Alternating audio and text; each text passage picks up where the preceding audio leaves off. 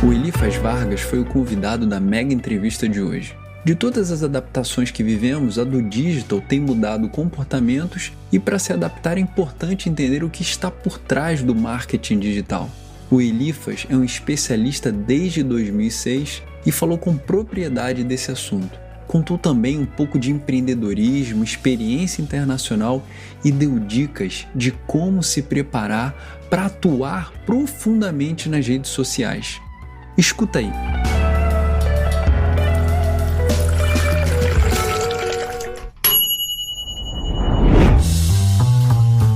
Se você está vendo o Sol ou a Lua, sejam muito bem-vindos, empreendedores, ao MegaCast da Megamate.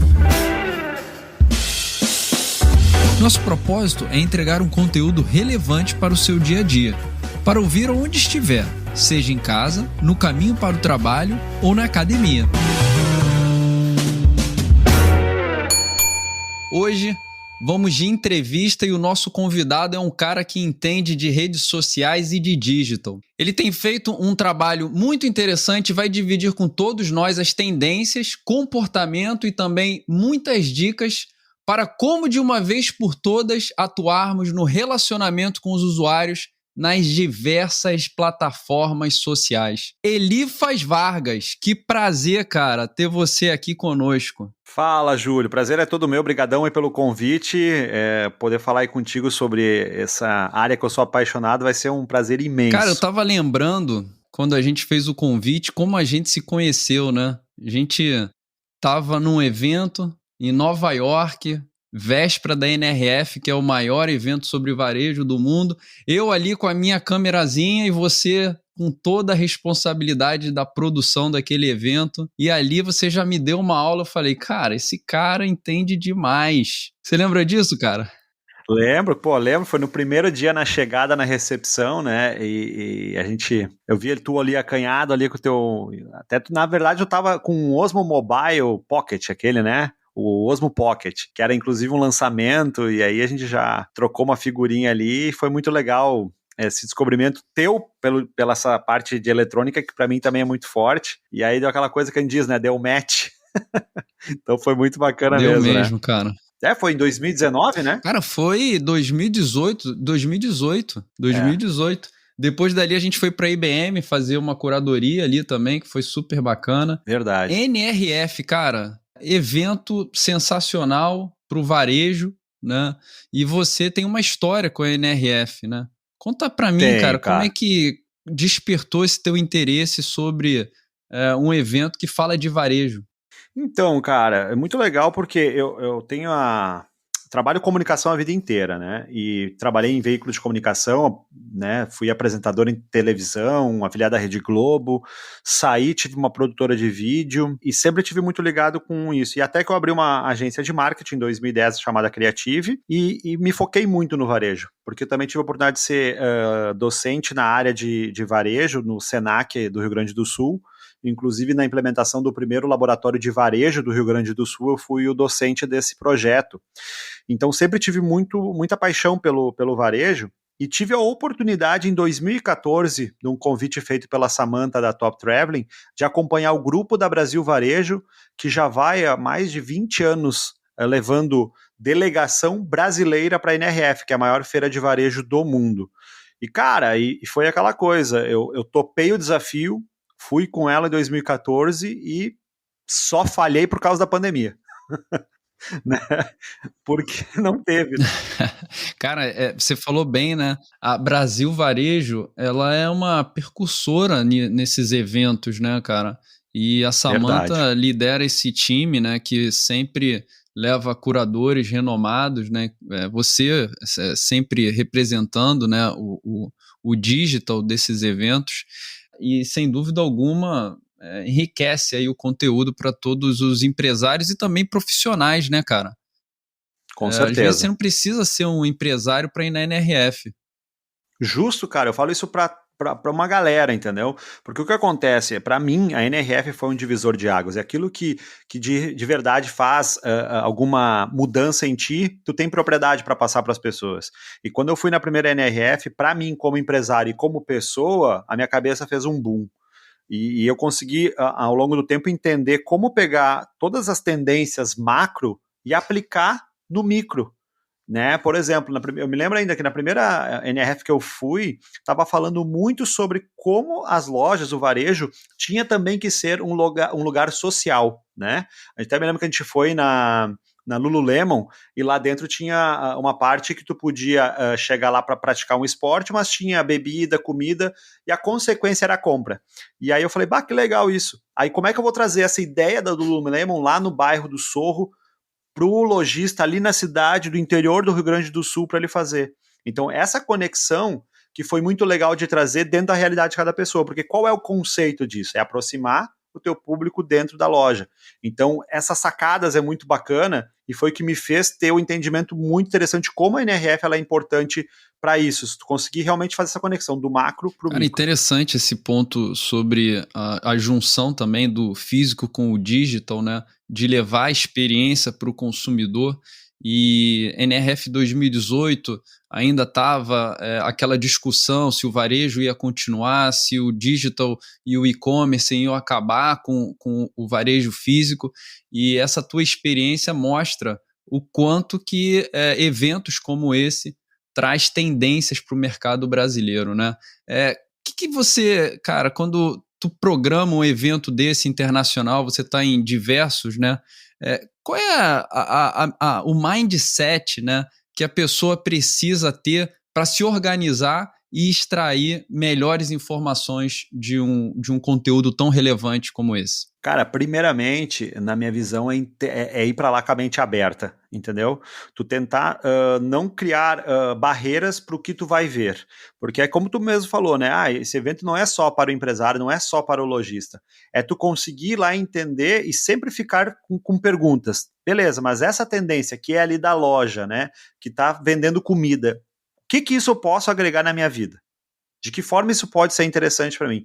Então, tu ir para lá realmente focar com isso, de fazer questionamentos para ti, é muito importante.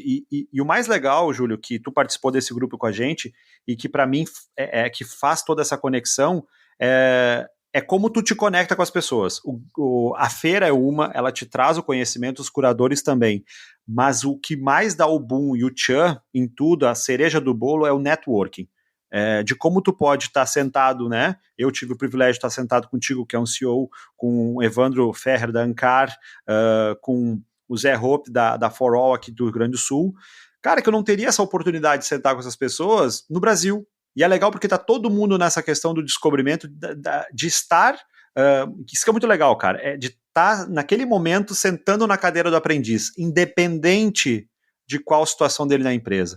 E isso dá um ganho para todo mundo, porque ali existe uma equalização de todos somos iguais.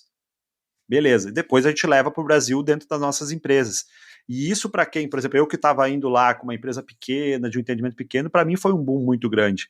E por isso que, inclusive, por causa da NRF, fui morar no Rio de Janeiro em 2017, né? Para poder desenvolver um trabalho por aquilo que eu estava desenvolvendo dentro do grupo da Brasil Varejo. Cara, sensacional. E você me fez lembrar que uma das NRFs que eu participei, eu ouvi uma frase de um palestrante falando que não importava mais o teu currículo, se você era formado em X profissão, se você tem uma pós, o que ia tornar um profissional do futuro polivalente era a capacidade que ele tem de curiosidade, de descobrir as coisas, de se colocar na cadeira do aprendiz, né? E acho que a NRF, ela proporciona essa base, né, cara? Aqui, Elifas, a gente tem um público muito voltado para os empreendedores e pessoas também que estão buscando esse caminho, né? E você, em 2016, teve uma iniciativa voltada ao empreendedorismo porque você criou a primeira web TV privada do Rio Grande do Sul. 2006, Júlio. 2006. 2006. Exatamente 4 meses antes do YouTube ser lançado. Cara, eu quero ouvir essa história e fala pra gente as histórias tristes, caras, aquelas que marcaram cicatrizes e que hoje você conta como sucesso, cara. Então, Júlia, é muito legal que a história da Agora TV ela surgiu, que era a empresa que a gente criou a primeira web TV privada. Ela surgiu justamente de uma dor, né? E ali foi um grande ensinamento para mim daquilo que o meu pai sempre ensinou de ser correto, fazer as coisas certas, que o universo vai te conspirar a favor. Na época eu trabalhava na RBS TV, que é afiliada da Rede Globo, era repórter cinematográfico, enfim. Cara, e fui demitido por uma situação de um problema que não tinha nada a ver, né? Daquelas coisas que tu descobre ainda como quando é novo, que tu sempre vai ter alguém por trás, né, para te dar o tranque. E só que nisso eu já estava em andamento de um projeto que eu queria realmente sair de trás da câmera para vir para frente, porque eu já tinha feito um projeto numa TV local, né, na cidade de Lajeado, antes de ir para a RBS, mas que lá eu não tinha desenvolvido e estava construindo esse projeto junto com o pessoal. E aí fui demitido, né, por essa questão, cara, e no outro dia o diretor da rede da RBS TV lá dos Vales Taquari e Rio Pardo entrou em contato, Elifas, tive que tomar uma decisão, infelizmente, né, por escala hierárquica, mas eu quero conversar contigo daqui a 3 meses. Então, daqui a 3 meses, dá um tempo e vem aqui. Beleza, fui lá, né, juntei os cacos, segui, e 3 meses voltei com ele e ele me deu a oportunidade de eu botar o meu projeto em voga, né, de fazer aquele projeto que se chamava Desvirtuado, o nome do programa, né, era um programa de cobertura de eventos, de festas e tudo que acontecia nas regiões, em que a gente fazia a cobertura de uma forma mais irreverente e divertida, né, e aí beleza, ele achou legal a ideia, só que cara, eu saí daquela reunião com uma coisa muito encucada, por que eu tenho que depender de uma televisão? Por que eu não posso ter um canal meu de televisão, onde eu posso colocar as coisas que eu quero? E aí, nisso eu conversando com o meu amigo Ismael e com o Matheus, que o Matheus é um cara muito safo, ainda trabalha na SAP, ele é um cara de informática muito foda. Ele conseguiu todas as ferramentas para montar um website para ser uma web TV. E paralelamente a isso, a gente pegou a nossa empresa, e eu não sabia nada de empresa, e eu sabia que na Universidade do Vale do Taquari, que é a Univates, tinha a Inovates, que era a incubadora tecnológica, que nos ajudaria no quê? A formatar a empresa, né? Então a gente pegou esse projeto, montou, e entregamos para eles e foi aprovado. E eu nunca me esqueço, Júlio, que o grande certo e o boom do projeto foi que a gente estava alinhado na época aonde estava a audiência, que era na televisão. Então nós comprávamos espaço da RBS TV no intervalo do Caceta e Planeta e no intervalo do Fantástico para exibir o nosso... Planeta. Você tem que explicar isso para a geração Z, cara, que muita gente nunca ouviu falar. Era um programa humorístico que na época era normal, que se tu vai olhar hoje era completamente politicamente incorreto, né? É verdade. Mas era o que bombava na época. Então era um horário super nobre depois da novela das 8. E o Fantástico existe até hoje, né? E aí nós comprávamos esse espaço para exibir nosso programa de 1 minuto e meio. Então nós tínhamos o quê? A Web TV, que era um projeto que, cara, ninguém sabia o que era internet discada, 4 meses antes do YouTube ser lançado. Então ninguém entendia nada de vídeo de streaming, nada. Então nós lançamos o site com essa proposta, realmente de botar aqui e tal, mas a televisão na época nos ajudou muito no quê? Da gente exibir o nosso programa lá e colocar no final, assista mais no nosso site. E a pessoa entrava no nosso site, podia ver o programa que tinha ido ao ar e podia ver os bastidores do programa. Só que detalhe, nós tínhamos que botar um aviso, clique no play e espere 3 minutos. Por quê? Porque a internet era discada, cara. Tinha que carregar o vídeo. Então era muito engraçado porque funcionou e logo nós já tava... Era fax modem, barulhinho aquele e tudo, né, cara? Então era muito, muito legal porque a gente começou nessa virada e era engraçado porque nas grandes centros já tinha internet banda larga. Lá não tinha. E até disse, puta, que merda, a gente teve a ideia aqui no interior do Rio Grande do Sul. Imagina se tivesse num grande centro, mas... É legal porque deu toda essa experiência, né, de empreendedorismo. Dali foi meu divisor de águas, deixei de ser, né, um funcionário para ser um empresário. Então a Creative hoje é a minha 3ª empresa, né, que eu tive na sequência. Já estou indo para outros projetos paralelos para 4ª e 5ª, mas na veia nunca mais saiu. Né? Mas é um trabalho muito difícil, né, Júlia? Até falando em dor, cara, eu me lembro que eu, como era ainda, né, um cara de 20 e poucos anos, eu tinha um computador em casa, era... uma coisa que eu tinha conseguido comprar né, para poder jogar os jogos que eu queria. Até me lembro que, cara, DVD, na época eu olhava em casa porque eu tinha comprado um drive de DVD, então assistia DVD pelo computador, porque comprar um aparelho de DVD era muito caro. Então, olha que loucura. E, cara, eu tive que tomar uma decisão naquela época, porque para abrir a produtora, para abrir agora a TV, eu precisava de um computador. E não ia funcionar trabalhando de casa. Então, eu peguei o meu computador de casa, que era pro meu lazer, levei para a empresa e deixei ele lá. Isso é muito legal porque, cara, quando tu vai empreender, tu tem que ter sacrifícios. Tu tem que te dispor a fazer isso. E eu me lembro também que eu demorei 2 anos, cara, para ganhar dinheiro. Né? É isso. Praticamente, ainda morava com meus pais. O né? empreendedorismo não é abrir a janela e se jogar, né, cara? É degrau a degrau, né? O melhor caminho para alcançar o sucesso é subir degrau a degrau, é você realmente se expor, colocar a tua pele em risco. E você falou uma coisa que é muito importante, né? Quando a gente planta o bem, a gente colhe o bem, né? E as pessoas vão estar sempre olhando por você, né? Essa jogada, né, na verdade, isso é um jogo, esse empreendedorismo, né, de tentativa, erro e acerto, e até o momento que você se sente maduro, confiante no que você está desenvolvendo, para aí sim você trilhar um caminho, né, cara? Você falando, o Elifas, cara, 2006 era Palm, cara, que a gente tinha, que era loucura, não tinha nem smartphone ainda. E a gente vê como você se antecipou de algumas tendências e até hoje o digital tá aí no teu dia a dia, né, cara? E até vou te dar uma coisa que me enchia o saco, cara. De verdade, como produtor de vídeo, cara. Eu nunca me esqueço nisso. Porque o que tu tinha que fazer na época? Tudo que tu gravava, pra tu poder editar no computador, tu tinha que pegar o tempo que... eu gravei 1 hora. Eu tinha que esperar 1 hora no computador pra gravar. Pra passar pro computador, pra daí começar a editar e depois exportar fora. E aquilo me deixava muito nervoso, porque era muito lento. Muito lento. Aí um dia, ainda me lembro até hoje, estava lá dentro da incubadora tecnológica e deu uma notícia. Primeira transmissão de internet, isso uns 3 anos depois, primeira transmissão de internet feita por um celular. Me lembro até hoje, o Nokia N95 fez uma transmissão de vídeo pelo celular. Eu falei, cara, eu juro por Deus que eu pensei, caraca, os caras vão conseguir fazer tudo pelo celular. E aí, cara, em 2014, quando eu fui na primeira NRF, eu fiz toda a cobertura da NRF na parte de produção de vídeo usando o celular, um iPhone 4S. Eu gravava e editava e entregava já em tempo real o que estava sendo feito. Engraçado que hoje a gente não consegue ver o oposto, né? Algo que não seja transmitido por uma live, pelo celular, pelo smartphone, né? Então, essa praticidade de fazer isso, cara, ela é muito importante, mas o que eu faço de link daquela época, Júlio, para agora, é que daquilo até hoje nada mudou. E eu vou te dar um simples exemplo, tá?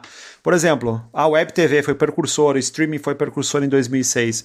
Mas agora não tem mais como, isso já está muito moderno. É o convite que eu faço a todas as pessoas a pensar na questão do marketing digital, que as pessoas não se deram conta.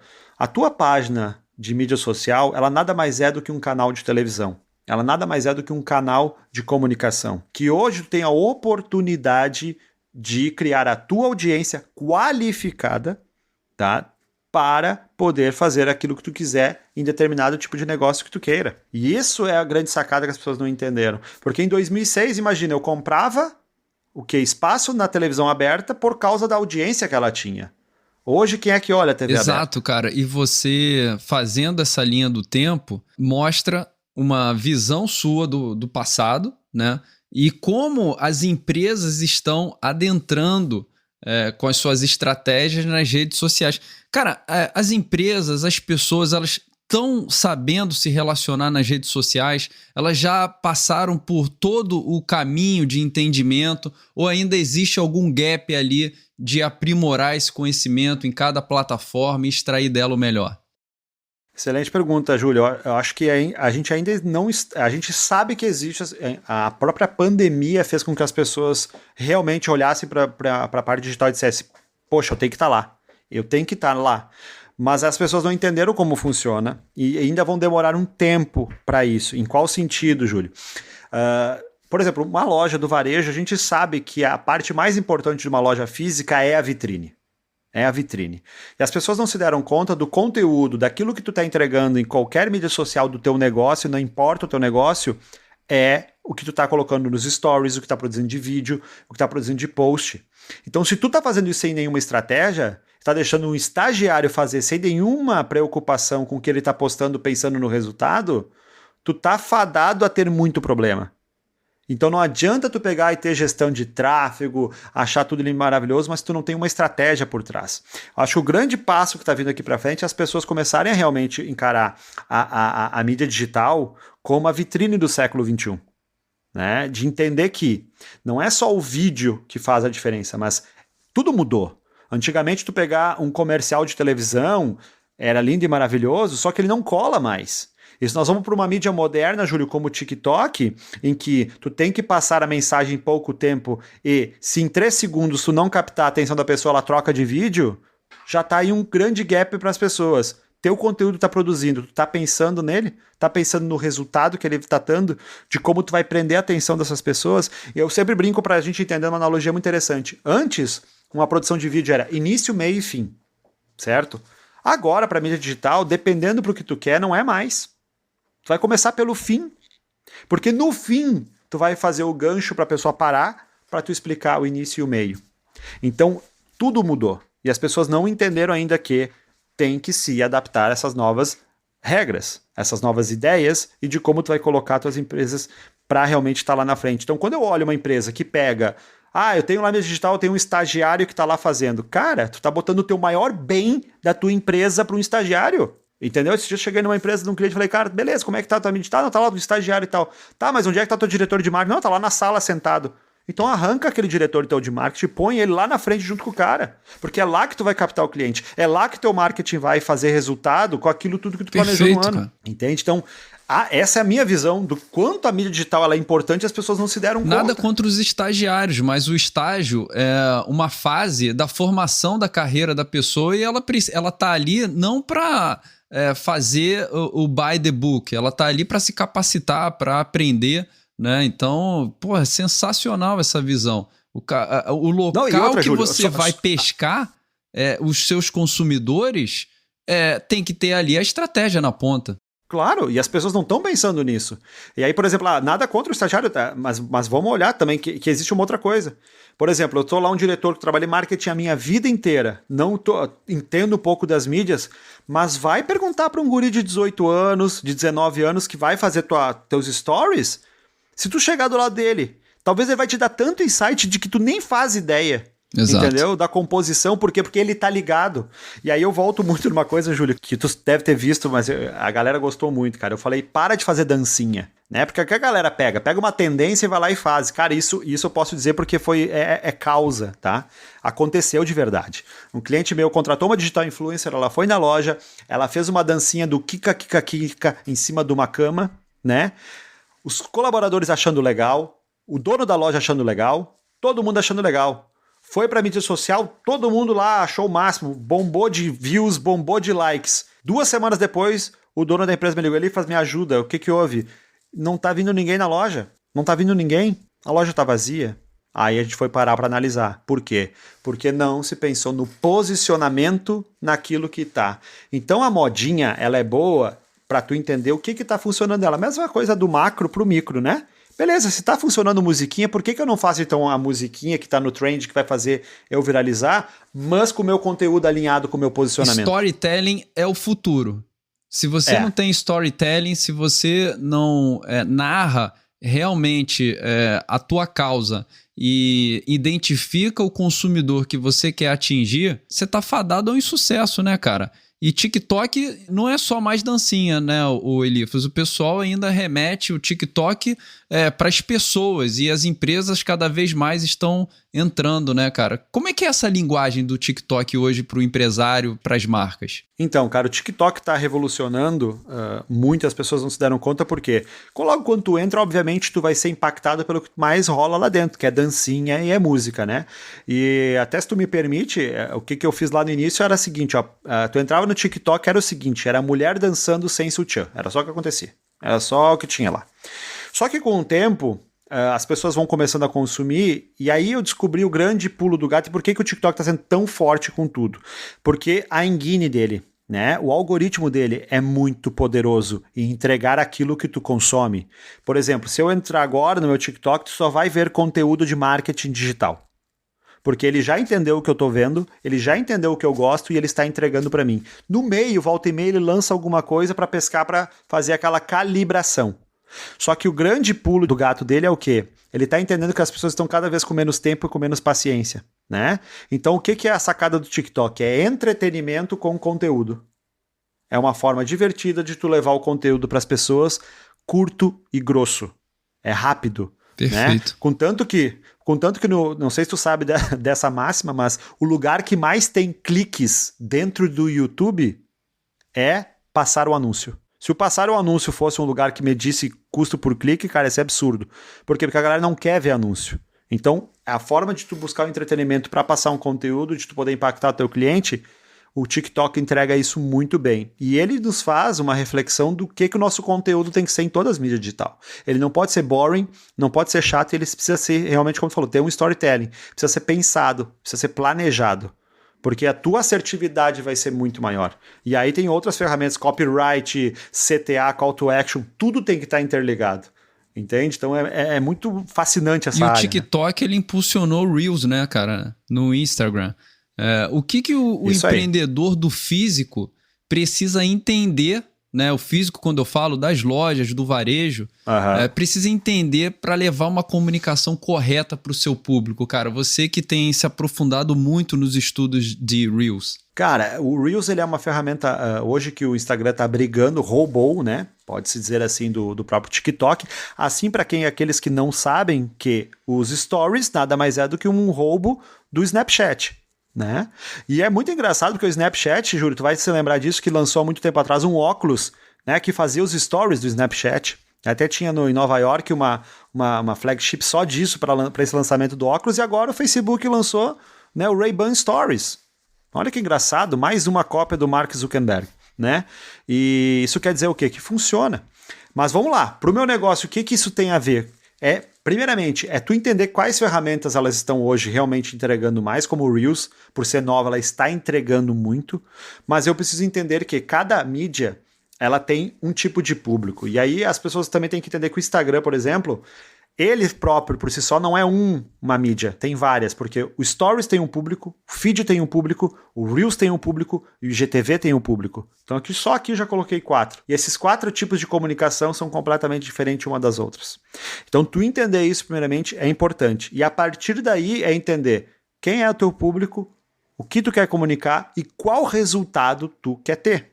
Porque, Júlio, tem outra coisa que é muito legal, e é muito importante para o branding das marcas, que eu tenho notado muito. E é uma coisa que, antigamente, as pessoas diziam, eu não tenho como medir a audiência do que um jornal traz para mim, do que eu botei de anúncio. Hoje tu pode dizer que na mídia digital, por gestão de tráfego, eu consigo medir. Eu vou te perguntar uma outra coisa. Tu consegue medir hoje na mídia digital qual a presença digital da tua marca? Eu até agora não consegui identificar. Nem algo que mostrasse os números, mas eu consegui compreender de que ela é de suma importância. Suma importância, porque o trabalho que tu faz concretizado dentro de um a longo prazo com planejamento, ele vai te dar realmente o resultado. Vou te dar um exemplo bem legal para o pessoal conseguir captar e entender isso aí.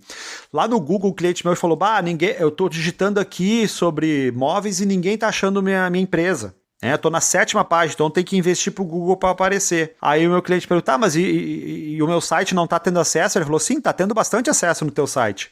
Tá, mas como é que as pessoas estão chegando? Pelo nome. Como pelo nome da tua marca? As pessoas digitam no Google e entram direto. Inclusive é muito acesso. Aí eu comecei a parar para analisar. E aí, Júlio, vamos ver se tu consegue junto comigo entender isso, cara. Olha que loucura. O que a gente quer, que a gente procura, é que as pessoas vão lá e cheguem na minha marca pelo nome dela, certo? E já estava acontecendo com ele, mas ele estava preocupado com que o outro mercado das palavras-chave que ele não estava acontecendo. Então, o trabalho dele na mídia social estava tendo uma presença digital superior a todos os concorrentes dele, ele não estava vendo isso. Então entende como é complexo isso? Então essa questão só da presença digital é outra coisa que realmente que é cuidado da marca, ela é muito importante e as pessoas não se deram conta também do quanto isso, porque tu sabe que hoje nessa parte de política de cancelamento, as marcas também podem sofrer muito com isso. Então tu cuidar do que tu posta, de como tu posta, É muito legal. Então, essa gestão também de controle né, do que está acontecendo na tua mídia, o que estão falando, também é muito importante. E é aquele papo que a gente pincelou um pouquinho antes, da capacitação do profissional de marketing hoje em dia, né? Na minha visão, esse profissional de marketing, ele precisa passar por uma nova atualização para poder navegar esse navio, né, de informações e de experiências que o digital proporciona, né? Como é que você vê, cara, essa capacitação desses profissionais do marketing? Cara, eu vejo com dois posicionamentos muito claros para mim, Júlia. Primeiro é né, entender as ferramentas e o que elas podem oferecer. E aí, para o profissional de marketing, eu tenho algo muito importante para dizer para ele. Meu querido, pela primeira vez na história, tu vai ter que usar aquilo que tu aprendeu. Tu vai ter que usar planejamento, tu vai ter que usar do que tu quer, todas as ferramentas do marketing que até antes da pandemia não precisava usar, porque estava toda uma máquina correndo e tudo que tu fazia dava certo. Qualquer coisa que tu fazia dava certo, não tem problema nenhum. A pandemia me mostrou que a gente teve que parar e pensar como eu vou fazer com que o cara vá querer ir na minha loja. Comprar se não pode ir na minha loja. Então, tu voltar para esse conhecimento de marketing aliado com as ferramentas é o grande pulo do gato. E esse profissional, ele tem que parar. E aí eu vou dar um outro alento muito importante do quanto o varejo hoje está sendo importante. Do quanto ele realmente, para as mídias digitais, ele faz toda a diferença. Eu chamo isso de marketing digital de varejo. Por quê? Porque hoje, se eu tenho a minha mídia social, eu tenho que entender com o que eu estou lidando lá. Eu estou lidando com audiência. E o varejo sempre explicou para a gente, Júlio, tu sabe isso mais do que eu, que o varejo tem um calendário. E por que ele tem um calendário? Porque ele tem que se reinventar toda semana, todo mês, toda hora. O varejo é um negócio que ele é cativante porque ele está sempre em movimento. Ele está sempre tendo que se reinventar. Cara, a mídia social é a mesma coisa. Então, tu pegar ferramentas do varejo e levar para a mídia digital com um simples planejamento de cronograma anual de datas do varejo para a tua mídia digital, já é algo, tu já vai estar na frente da grande maioria.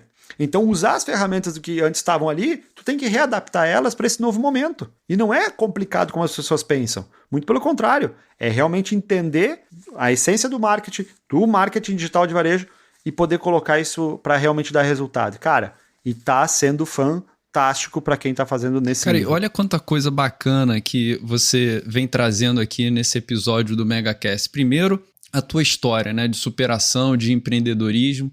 Depois, o teu olhar criativo para o futuro, e você chega no momento onde é preciso recalibrar, né, o teu mindset, uma configuração mental para atender esse novo comportamento do consumidor que são as redes sociais, né, cara? Eu já tive a oportunidade de ter um projeto contigo e uma característica que me chamou muito a atenção na época foi a tua capacidade criativa e também a rapidez com que você conduz as tuas ações, né, cara? Você tá no digital, você não é uma geração Z, mas é um cara que vem com o DNA preparado para o digital. E eu acredito muito que essas duas características, elas precisam estar no profissional do futuro, quer dizer, no profissional de hoje, né?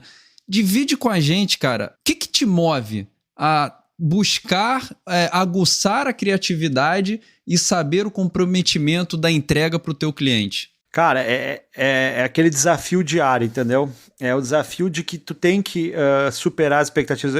Eu interpreto hoje, cara, a minha vida como uma grande gincana. Sempre fui apaixonado por gincana. E o que é a gincana? Tu não sabe a tarefa que vai vir, mas tu sabe que ela vai vir e tu vai ter que cumprir. E tu vai ter que fazer o mais rápido possível para ganhar dos outros na tua frente. Então essa questão do desafio, e o digital te coloca muito isso, é de tu estar saindo na frente. Cara, e as pessoas têm que entender que tu não pode parar de estar estudando, de estar atento ao que está acontecendo, das tecnologias que estão vindo, mas nem por isso deixar de usar as ferramentas que tu já tem, né? Eu gosto muito do que o Murilo Gun fala, né? Que a criatividade não é algo que se cria do nada. Todos nós temos um grande T. O que é esse T? O T é a parte, né, do T que desce para baixo, que é o teu conhecimento principal. Aquilo que eu sou um marqueteiro. Então aqui eu tô, olha, pegando conhecimento, e meu T para baixo está aumentando um monte. Mas a parte do T dos lados esquerdo e direito de cima, eles têm que ser de qualquer coisa, de qualquer tipo. Por exemplo, um conhecimento lá em fazer uma aula de dança, aprender a velejar, aprender a cultivar planta, não importa. Tudo que tu vai fazer, ele vai aumentar os teus T's no lado. E isso vai fazer com que tu crie as conexões para tu ter a criatividade. O que é isso? Nada se cria. Tu vai poder ter conexões. Então, até eu instruo muita galera lá na agência a ter um dispositivo de criação, né, de buscar criatividade. É o quê? Abre um Google e sai digitando as coisas, põe uma música e vai digitando e deixa o Google te inspirando. Encha a tua coisa de cabeça, porque só assim tua cabeça vai conseguir fazer conexão. Tu não consegue fazer conexão com aquilo que tu não viu em algum momento. Isso é muito legal. E por isso, voltamos lá para a NRF. Cara, o que eu mais gosto de fazer na NRF é pegar da NRF, sair de lá e ficar visitando loja e entrando em loja de tudo que é jeito. A minha esposa que acha um saco, né? Imagina, eu gosto mais de loja que ela. Aguçar a tendência, aguçar o conhecimento. E abrir teu leque para olhar tudo, entendeu? Porque assim tu vai conseguir deixar teu cérebro pronto para a criatividade fluir e tá realmente fazendo essa conexão. Então aquelas pessoas que acabam ficando bitoladas, focadas numa coisa só, estão o quê? Fazendo o quê com a sua criatividade? Limitando, né? Perfeito, então isso é muito interessante. Antes da gente encerrar, Elifas, cara, porra, esse maravilhoso papo aqui sobre digital empreendedorismo, a gente falou de estratégia, né? E se você hoje fosse contratado por uma empresa onde você teria a responsabilidade de montar essa estratégia para aquela empresa ampliar relacionamento com os consumidores e extrair ganhos através dessa plataforma, dessa interação através das redes sociais. Cara, qual seria o primeiro passo? Cara, excelente pergunta, cara. O primeiro passo que é normalmente o que eu acabo fazendo e acho que é uma coisa que as pessoas têm que entender. Falava-se muito do medo que tinha da Amazon, tudo ir para o digital e não ter mais o físico, né? E eu trago isso para essa mesma parte, a união do físico com o digital. Do que? A gente precisa ir conhecer as pessoas da empresa. Se fosse nessa situação que tu me colocou, primeiramente eu tenho que conhecer a empresa. Eu tenho que ir lá de verdade. E eu digo de verdade, ir lá, chegar no cliente e entender, primeiramente, como a empresa se relaciona com ela mesma. Qual é os princípios que a empresa tem com ela mesma? Quem é a empresa? O que ela quer? Para onde ela quer ir? Se eu não conseguir entender isso, como é que eu vou chegar na mídia digital e vou entregar algo? Porque existe uma coisa que é muito interessante, Júlio, e talvez tu vá concordar comigo. No fim das contas, se o que tu fizer não é verdadeiro, as pessoas não vão atrás de ti. Cara, hoje o consumidor está buscando origem, transparência para gerar confiança. Perfeito, concordo com você. E aí aquela questão. A primeira coisa, eu tenho que ir lá entender a empresa, abrir meu peito e realmente entender. Eu tenho que daqui a 2 anos saber tudo da tua empresa. Por exemplo, eu tenho a empresa que eu atendo aí de uma indústria química, que eu entendo de várias coisas químicas. Assim como numa indústria leiteira, que eu entendo também várias coisas dessa parte. Por quê? Porque se eu não entendesse, como é que eu vou comunicar? Então é importante que tu precisa conhecer a empresa. Inclusive, olha o que eu conheci da minha empresa lá, que é um cliente meu de leite. Eu sei hoje que um leite zero lactose, ele pode não ser branco, ele pode ter uma mudança de coloração, que é o natural dele por isso. Por que isso é importante? Porque tu imagina um cara que vai lá na mídia social e vai reclamar da cor do leite. E eu não sei responder isso, eu não sei lidar, ou quando eu vou criar a peça publicitária, eu não me precaver desses detalhes. Então, primeiramente, Júlio, é ir lá conhecer a empresa, e ir no tete a tete, entendeu? Inclusive, cara, essa parte humana, na minha visão, ela nunca vai morrer. Por isso que o varejo físico nunca vai morrer. As pessoas precisam dessas conexões. A própria pandemia mostrou que as pessoas sozinhas e clausuradas, elas adoecem mais do que a própria pandemia. Então, voltando para essa questão toda dos negócios, a gente precisa do ser humano. A gente pode vender o que a gente quiser, mas sempre na outra ponta tem um ser humano. Então, se eu não entender lá na empresa os valores, os conceitos, como ela se comunica, o que é importante para ela, como é que eu vou realmente construir uma estratégia que lá na ponta ela seja verdadeira, porque senão a conta não vai fechar.